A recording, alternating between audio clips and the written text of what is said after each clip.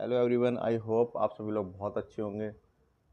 जैसा कि आप सभी लोग उत्तर प्रदेश में राजकीय इंटर कॉलेज में काफ़ी लंबे समय से एलटी ग्रेड और प्रवक्ता भर्ती का इंतज़ार कर रहे हैं, तो उम्मीद है बहुत ही जल्द आपका ये इंतज़ार जो है ख़त्म होने वाला है, क्योंकि इसी क्रम में आपकी जो आगामी भर्ती है उससे रिलेटेड जो योग्यता का विवाद रहता है उसके संबंध में जो है एक गजट जारी किया गया है। आपकी योग्यता में जो भी संशोधन किए गए हैं उसके संबंध में, ठीक है। तो पहले आपकी जो योग्यता थी और आपकी अब जो नई योग्यता है वो जो है उस गजट में आपके पूरे डिटेल में दिया हुआ है, जिससे जो आपके योग्यता संबंधी जो विवाद सारे थे वो खत्म हो जाए। मुख्य रूप से ये जो आपका संशोधन किया गया है, ये जो समकक्ष वाली जो योग्यता जो शब्द जुड़ा रहता था उससे संबंधित जो भी विवाद होते थे उनको दूर करने के लिए किया गया है, ठीक है। तो आज की इस वीडियो में मैं डिटेल में डिस्कस करने वाला हूँ कि आपका जो संशोधन हुए हैं योग्यता में, उसके बाद आपकी जो है मिनिमम योग्यता क्या है।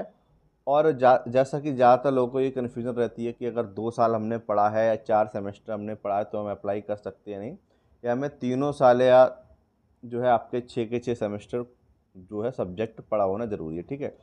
तो जो भी आपको डिटेल चाहिए वो आपको इस वीडियो में पूरी मिलेगी। तो मैं उम्मीद करता हूँ कि आप लोग इस वीडियो को जो है बिना स्किप किए लास्ट तक ज़रूर देखेंगे। ये आपका है विज्ञान विषय को लेकर के, ठीक है। तो ये आपका विज्ञान नियम है, मतलब वर्तमान में अभी जो चल रहा था, और ये आपका प्रतिस्थापित नियम है जो आपका नया नियम आ गया, ठीक है। तो पुराने नियम के अकॉर्डिंग देख लेते हैं क्या आपकी योग्यता थी। तो इसमें आपका लिखा है विश्वविद्यालय से विषय के रूप में भौतिक विज्ञान और रसायन विज्ञान, ठीक है। मतलब फिजिक्स और केमिस्ट्री के साथ स्नातक की उपाधि, मतलब आपने बीएससी किया है और बीएससी में आपके पास फिजिक्स और केमिस्ट्री दोनों होना चाहिए थे, ठीक है। अथवा सरकार द्वारा मान्यता प्राप्त कोई समकक्ष उपाधि या इसके इक्विवेलेंट कोई और योग्यता है। सेकंड नंबर पे आपका भारत के किसी विश्वविद्यालय से शिक्षा स्नातक अथवा समकक्ष उपाधि, ठीक है। बीएड है शिक्षा स्नातक का मतलब। अब देख लेते हैं आपका नया नियम क्या है, क्योंकि हमें तो अब इसी से मतलब है। तो भौतिक विज्ञान और रसायन विज्ञान के साथ स्नातक की उपाधि, ठीक है। तो वो तो आपका सेम ही है, फिजिक्स प्लस केमिस्ट्री होना ज़रूरी है, ठीक है। तो आपने फिजिक्स भी पढ़ा हो और केमिस्ट्री भी पढ़ा हो, तो आपको दोनों पढ़ा होना ज़रूरी है, ठीक है। इसके अलावा जो आपका पुराने इसमें समकक्ष शब्द था वो अब इन्होंने बिल्कुल इसमें से हटा दिया है, ठीक है। सेकंड है आपका शिक्षा स्नातक बीएड, ठीक है। तो आपका बीएससी होना चाहिए फिजिक्स प्लस केमिस्ट्री के साथ। सेकंड आपका बीएड होना भी चाहिए, जरूरी है, ठीक है। बीएड वाले में भी इन्होंने देखिए समकक्ष आपका जो है शब्द हटा दिया है, जिससे आपका विवाद होता था उसी वजह से, ठीक है। तो मेन संशोधन ही इसी वजह से किए गए हैं, ठीक है। बाकी आप देखिए सब्जेक्ट कॉम्बिनेशन का कोई भी चेंजेस नहीं हुए हैं, पहले भी फिजिक्स केमिस्ट्री था, अब भी फिजिक्स केमिस्ट्री है, ठीक है। अब बात कर लेते हैं बीएड में सब्जेक्ट कॉम्बिनेशन की। तो बीएड में आपके जो भी टीचिंग सब्जेक्ट रहे हैं, ठीक है, उनसे आपका कोई भी मतलब नहीं होता है। आपका और आपका सब्जेक्ट कॉम्बिनेशन केवल और केवल ग्रेजुएशन का देखा जाता है। बीएड टीचिंग में आपका क्या कौन कौन से सब्जेक्ट आपने पढ़े हैं, कौन कौन से सब्जेक्ट से आपने टीचिंग की है, उससे कोई भी मतलब नहीं है। केवल और केवल आपके ग्रेजुएशन के सब्जेक्ट का जो है सब्जेक्ट कॉम्बिनेशन बनना चाहिए, जिस सब्जेक्ट के लिए भी आपको अप्लाई करना है, ठीक है।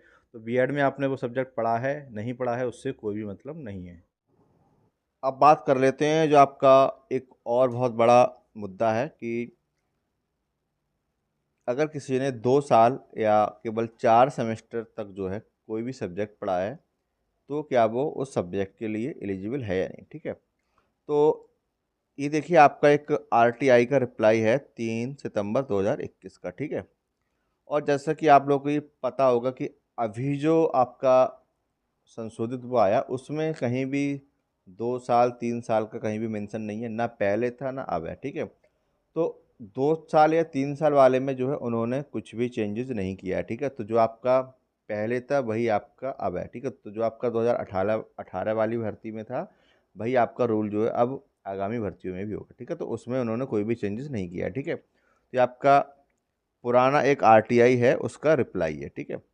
तो इस रिप्लाई के अकॉर्डिंग हम देख लेते हैं कि आपका क्या है, ठीक है। तो हम मुख्य बिंदु पे आपका आ जाते हैं कि आपके जो है प्रशिक्षित सहायक अध्यापक 2018 के संबंध में सूचना मांगी है, ठीक है। तो जो 18 में था वो अब है, क्योंकि उसके संबंध में जो कोई भी संशोधन नहीं किया है। ठीक है, तो अब देख लेते हैं कि अवगत कराना है कि नियमानुसार अभ्यर्थी को स्नातक में संबंधित विषय में, मतलब जिससे भी उसको जो है अपना मेन एग्जाम देना है एलटी ग्रेड का सहायक अध्यापक के लिए, विषय का अध्ययन कम से कम 2 वर्ष अवश्य करना चाहिए। ठीक है, तो इसमें देखिए 3 वर्ष का इन्होंने कहीं भी नहीं लिखा है, इन्होंने साफ साफ लिखा है कि कम से कम 2 वर्ष। ठीक है, तो कम से कम 2 वर्ष अगर किसी ने अपने ग्रेजुएशन में वो सब्जेक्ट पढ़ा है जिससे वह आवेदन करना चाहता है, जिसके लिए वह आवेदन करना चाहता है, तो वो जो है बिल्कुल ही योग्य है, आवेदन कर सकता है। ठीक है, तो इन्होंने साफ साफ लिखा है 2 वर्ष। ठीक है, तो 2 वर्ष के अगर हिसाब से हम देखें सेमेस्टर, तो एक साल में आपके 2 सेमेस्टर, तो अगर हम सेमेस्टर वाइज की बात करें तो ये आपको हो जाएंगे 4 सेमेस्टर। ठीक है, तो अगर आपने कम से कम 2 साल या कम से कम आपने 4 सेमेस्टर उस सब्जेक्ट को पढ़ा है जिस सब्जेक्ट के लिए आप आवेदन करना चाह रहे हैं, तो जो है आप बिल्कुल भी एलिजिबल हैं। ठीक है, तो आई होप 2 ईयर या 3 ईयर को लेकर के आपके जो भी डाउट्स थे कि आपके ग्रेजुएशन में दोनों साल, केवल 2 साल या तीनों साल होना ज़रूरी है या नहीं, तो आपका सारा डाउट क्लियर हो गया होगा।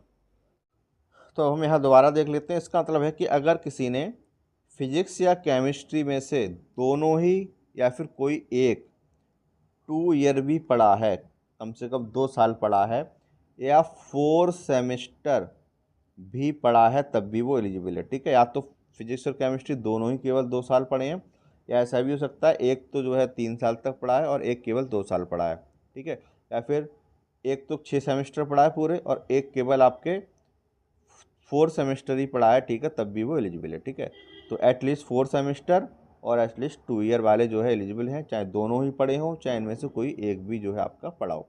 तो आई होप 2 ईयर, 3 ईयर या 4 सेमेस्टर, 6 सेमेस्टर को लेके आपके जो भी डाउट्स थे वो क्लियर हो गए होंगे। तो इस वीडियो में मैंने पूरा प्रयास किया है कि आपके एलिजिबिलिटी, सब्जेक्ट कॉम्बिनेशन और मिनिमम 2-3 ईयर या 2 ईयर का आपका जो भी डाउट रहता है वो आपके सारे के सारे डाउट्स क्लियर हो गए होंगे। अगर फिर भी आपका minimum qualification, eligibility, subject combination या 2 ईयर, 3 ईयर को लेकर के कोई भी डाउट है तो उसको आप नीचे कमेंट बॉक्स में पूछ सकते हैं। ठीक है, इसके अलावा आप टेलीग्राम पे हमारा चैनल एग्ज़ाम साथी भी ज्वाइन कर सकते हैं, जहाँ पे आपको जो है लेटेस्ट अपडेट्स मिलती रहेंगी।